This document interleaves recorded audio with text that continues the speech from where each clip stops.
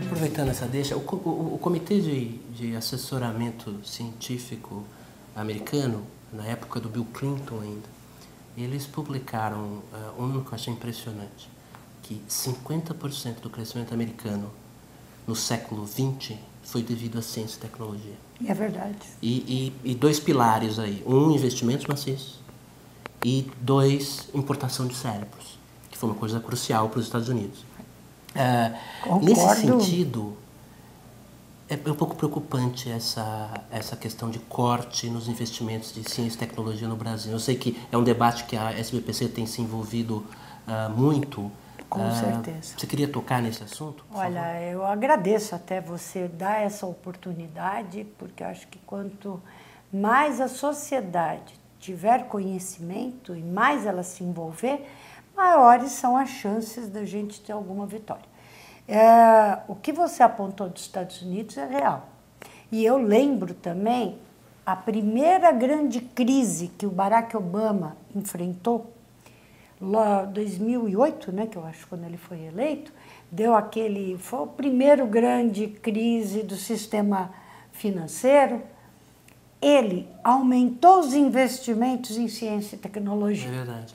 Ele fez isso. Então, ele deu continuidade a essa política. Porque é na ciência que você vai ter o final, que é a inovação. Sem ciência, eu insisto muito, muitas pessoas às vezes mal interpretam a minha frase, dizendo que eu sou contra a inovação. Eu quero deixar bem claro, eu sou totalmente a favor da inovação, até tenho produtos na inovação, tenho patente, então se eu fosse contra eu seria louca. Mas o que eu vejo é o seguinte, é uma cadeia e você tem que investir em toda a cadeia simultâneo, não adianta pegar uma ponta. Então, tem que ter investimento na educação, porque sem educação você não tem ciência. Sem ciência você não tem tecnologia. Sem tecnologia você não tem inovação, a não ser que você compre pacote fechado, põe lá e dizer que isso é inovação. Eu não acho que ter uma fábrica de tablets em São Paulo, eu estou inovando. Eu posso, na melhor das condições, e eu espero que isso aconteça, porque em geral não acontece. Em geral a gente, apesar de estar produzindo aqui, está pagando muito mais caro do que lá fora. O preço de um aparelho de televisão aqui, do sistema LED, é mais caro que nos Estados Unidos. Então, eu tenho montagens aqui. O preço do carro aqui é muito mais caro que nos Estados Unidos. Então, não tem a fábrica, mas não tem o preço e a qualidade. Então, isso é uma verdade. Tem que investir na educação até a inovação. É política do Estado, tem que ser o Estado brasileiro dizendo isso é necessário. Como fazer? É claro, os recursos são finitos, eu tenho certeza disso. Mas você tem que priorizar. Uma maneira que eu vejo de priorizar, existe agora essa oportunidade. Quem descobriu que o Brasil teria tanto recurso em petróleo? Ciência. Ciência feita por quem? ETs? Não. Cientistas brasileiros, né? Não foram ETs, eu também insisto, eu tenho que levar na brincadeira, porque na hora em que cortam... Então, o que houve?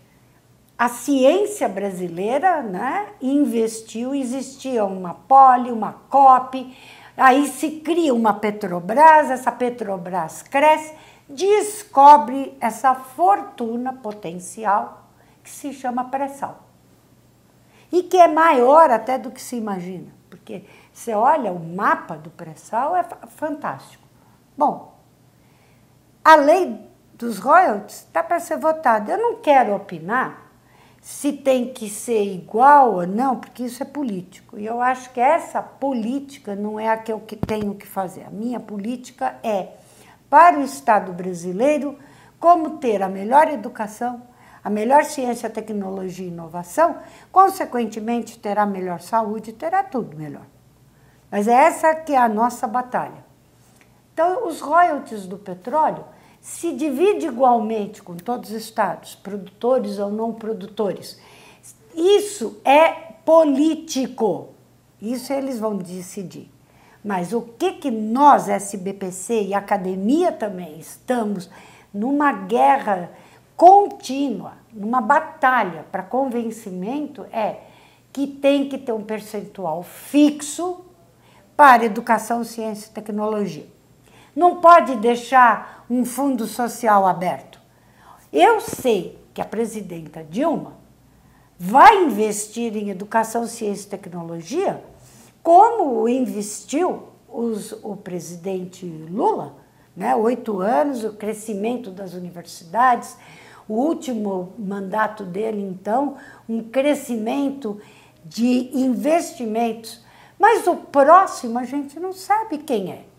E se não está escrito, não tem uma obrigatoriedade, deixa de ser uma política do Estado brasileiro.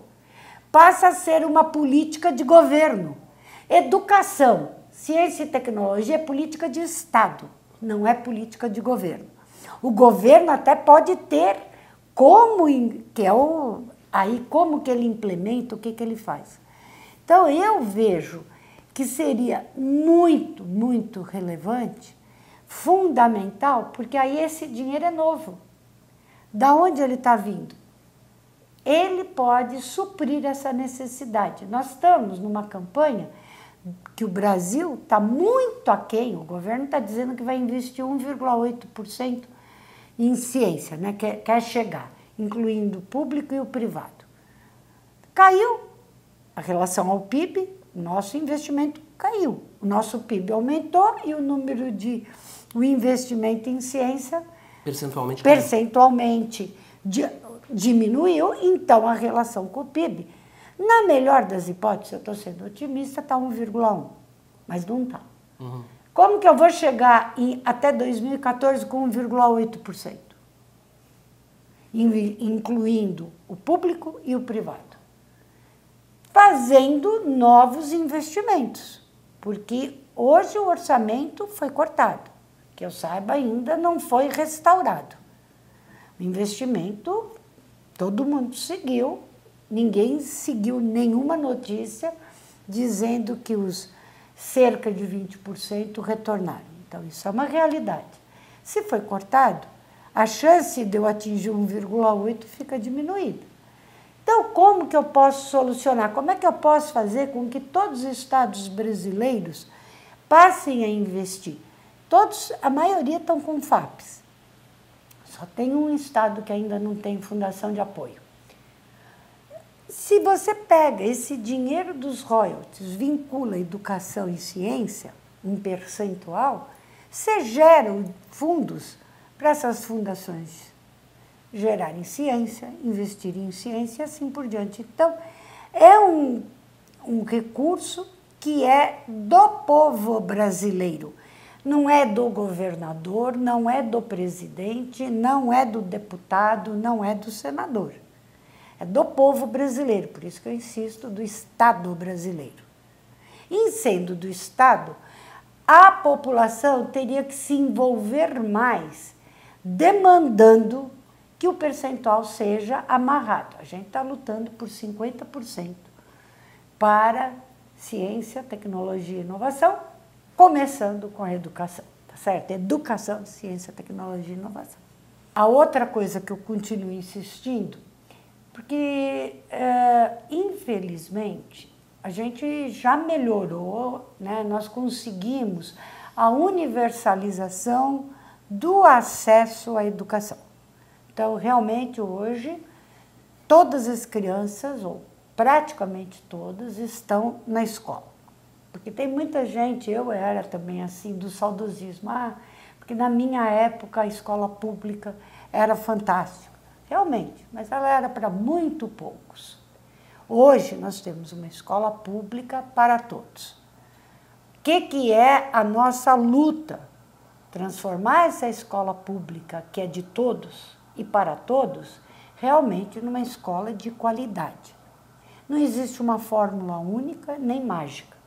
E tem que ter um foco para cada local, porque o que é necessário para uma região pode ser totalmente diferente na outra. Então, isso tem que ser ouvido, o termo, né, que o pessoal usa, todos os atores desse cenário. Então, a universalização aconteceu, mas a qualidade não. Então, temos que atingir a qualidade. Ao atingir a qualidade, ao realmente formar indivíduos, nós vamos estar dando a cidadania. Porque a cidadania é poder ler e entender. Porque nós temos um contingente muito grande, isso é triste num país que é a quinta economia do mundo, ou sexta, ou vai para a quarta, quer dizer que está entre os 7 primeiros. É muito triste você ter um contingente grande da população que não entende o que está lendo, chamado, o termo é horrível, eu não gosto, analfabeto funcional, mas é o termo que é usado. Esse contingente é grande, Sandro. Uhum. Isso não pode uma nação rica como o Brasil ter. Então, esses indivíduos, muitas vezes, e também os não funcionais, acabam esquecendo que aquele indivíduo que está ali na Câmara dos Deputados, na Câmara de Vereadores, na Câmara de Deputados Federal, o que é que isso significa? Aquele indivíduo é ele. Ele está lá para representá-lo e não para se representar. O Senado é uma outra papel. O Senado representa os estados brasileiros. Então tem que falar em nome de cada um dos estados. Mas os nossos deputados lá em Brasília é para votar aquilo que é para o bem da população, para o bem do povo.